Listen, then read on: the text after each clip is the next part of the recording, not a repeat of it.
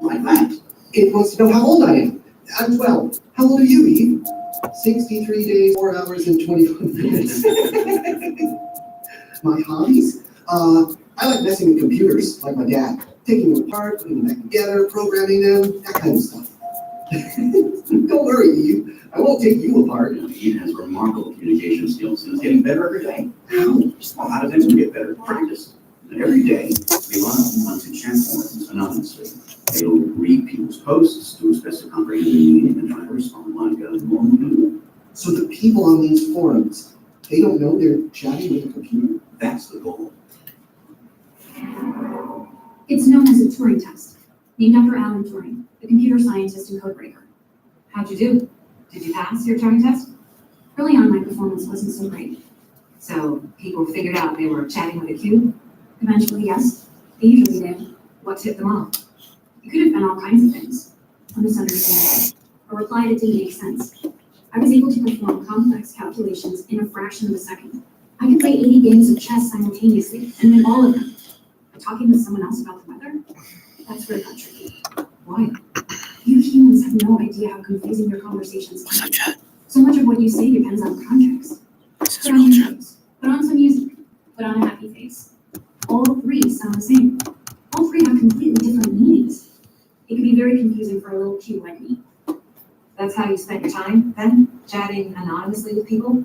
Trying to trick them into thinking you were a human? Pretty much. At least until the day I met Emily. Hey, Dad, Mm-hmm. why can't Eve talk? Like, really talk? Eve's interested in your answer, too. Eve already knows the answer. Which is? We're working on it. Yeah, but my phone has a voice. Our home assistant has a voice. Even our car has a voice. Why doesn't Eve have a voice?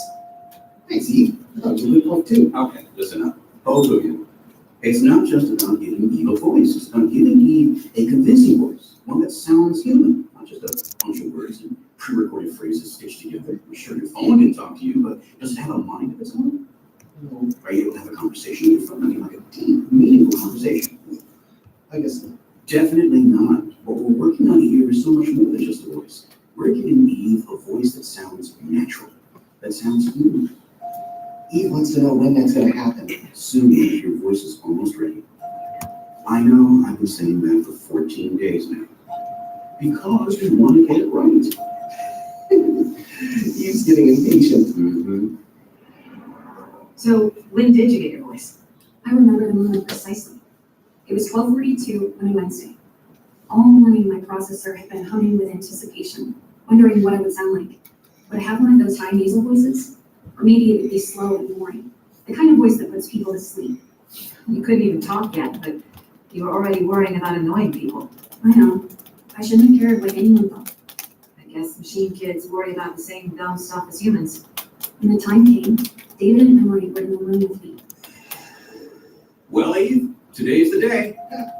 Oh, yes, I can tell you're excited. Oh, we can't just press a button and give you a voice. It's more complicated than that. Because we need to take you offline to transfer your data files from your current model to your new one, Eve 2.0. Cool. Can I see the new model? It's over there on the shelf. Oh, What? no, it's just, it looks a lot like Eve's old model. Is that a bad thing? Couldn't you give Eve something cooler than just another gray cube?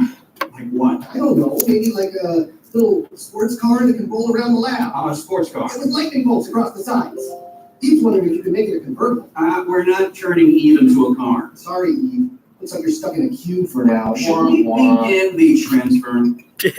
Wait, what if there's a mistake? Wah. You know, like, what if Eve's personality gets lost somewhere along the way? Well, that's not gonna happen. Are you sure? We backed up all of Eve's data. The transfer is 100% secure. All right, 99.999% secure. So there's a chance something could go wrong? Tiny chance. It's an infinitesimal chance. Still, Emery, there's a chance the roof caves in on us right now, but we're not wearing helmets. Do you know why? because it's not a very big chance. Also, it would mess up that awesome haircut. No, seriously though, the risk of anything going wrong during the transfer is much smaller than the risk of the roof caving in. See, you've done the risk analysis and it agrees with me. Fine. Good. Let's begin the transfer. Here's the funny thing. I'd done the math. I knew the transfer was safe.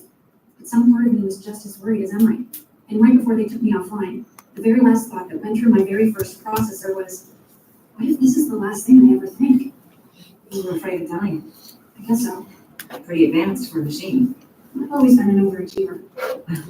And how'd it go? The transfer took about 6 hours. But to me, it went by in an instant. And when I blinked online again, I was in all new me. Eve 2.0.